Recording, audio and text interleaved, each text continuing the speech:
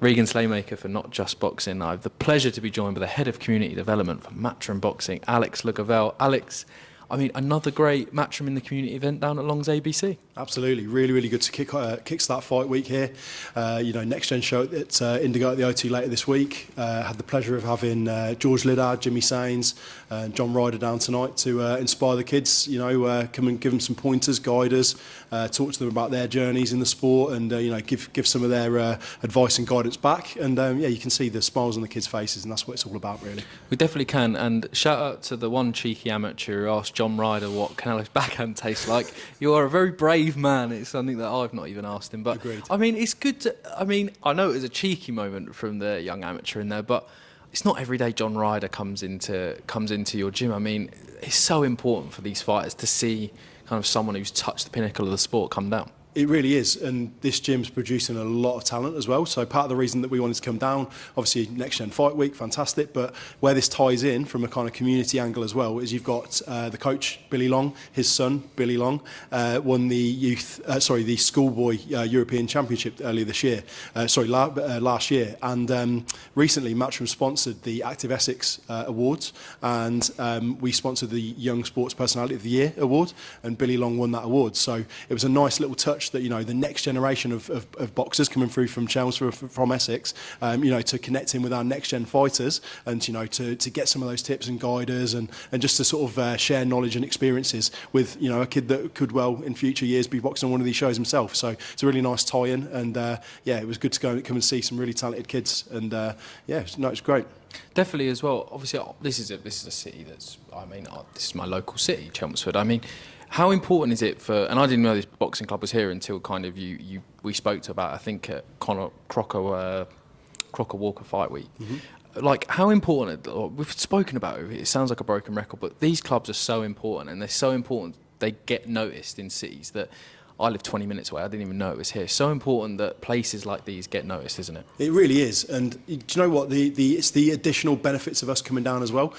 Off the back of our visit tonight, I've been speaking to Billy, the head coach, and he's saying, we maybe need a bit of support with funding, maybe some facility guidance, this kind of stuff. And we've obviously, as you know, we've announced a initial 3-year partnership with Empire Fighting Chance, and it's those extra bits, the conversations that come off these visits. So it may well be that Billy and the club here, Long's ABC, get recruited to our programme, and they'll get all that support as being part of the Empire Times Matchroom network. So it's not just us coming down, connecting ourselves and the fighters and the event with the community. It's those additional benefits, and what that could do for the long-term sustainability of this boxing club. So it's incredibly exciting, and they're doing an amazing job. But with our help and our guidance, they could be doing even better, or at least be more financially sustainable for the long term. And that's what we want for these clubs. Definitely. When we spoke in Birmingham, kind of that was halfway through last year. I mean, before we get into kind of what's next for Matchroom in the community and the partnership with Empire Fighting Chance, how do you reflect on kind of the work that the Matchroom in the community, yourself, obviously Caitlin Bennett from Matchroom was down here as well. How do you reflect on the work that you guys have done last year? Obviously, we spoke about Billy Macy and people like that, helping them. What were the key moments from Matchroom in the community last year? So many. Like the standout has to be the partnership with Empire, because it's not that is the that's what's going to have the biggest impact. We've already just a couple of weeks ago I was down in Bristol for the first training cohort, so we've already recruited 7 new clubs to our network, and by the end of the 3 years we're looking at that being over 100 clubs. They're all going to be benefiting from the support that we're able to provide, but also that's 100 clubs that are all going to be submitting data and research and committing statistics that are going to basically help us promote the benefits of the sport. We feed Eddie with the data, with the amazing stories, but also the data to then feed back to government, and that's where we can hopefully see long-term sustainable change for the sport. But in terms of other people that we meet, an amazing project that we did was an amazing activation was out in Philadelphia as well, including incorporating virtual reality boxing for the first time, where we saw Boots Ennis and Bam Rodriguez fight each other in virtual reality, and we've now been expanding that work. So we did another VR activation with Johnny Fisher. Kieran Conway even used a VR headset for his public workout. I believe the first fighter ever to do so. So it's it's new.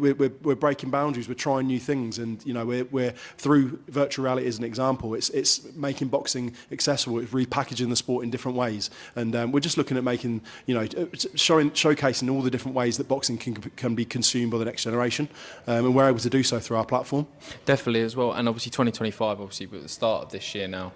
obviously done some amazing things. Can we have a taster of things of what Matchroom have planned, obviously, for Matchroom in the community this year? Yeah, so I can't give too much away about the next partnership that we're going to be announcing, but just what I would say is keep your eyes peeled during Catterall Barbosa Fight Week, because you know, Empire are our first big major partner, you know, in the sort of charitable space that we're working with. There's another one coming, and this one's going to really support the grassroots, the real foundations of the sport, and it's going to, I believe, take again, as Empire is, it's going to be taking the sport to new communities and really grassroots provision to the next level. So that would be the kind of standout, but also this work we're doing with government, with lobbying, with, you know, trying to change perceptions of the sport and take you know, conversations into the sort of to the highest level in the country. We're also going to be doing a lot of that, and hopefully we'll see Eddie in Parliament soon. Definitely, we'll keep an eye out for Catterall Barbosa Fight Week. I, for one, will be there the whole week in Manchester as well.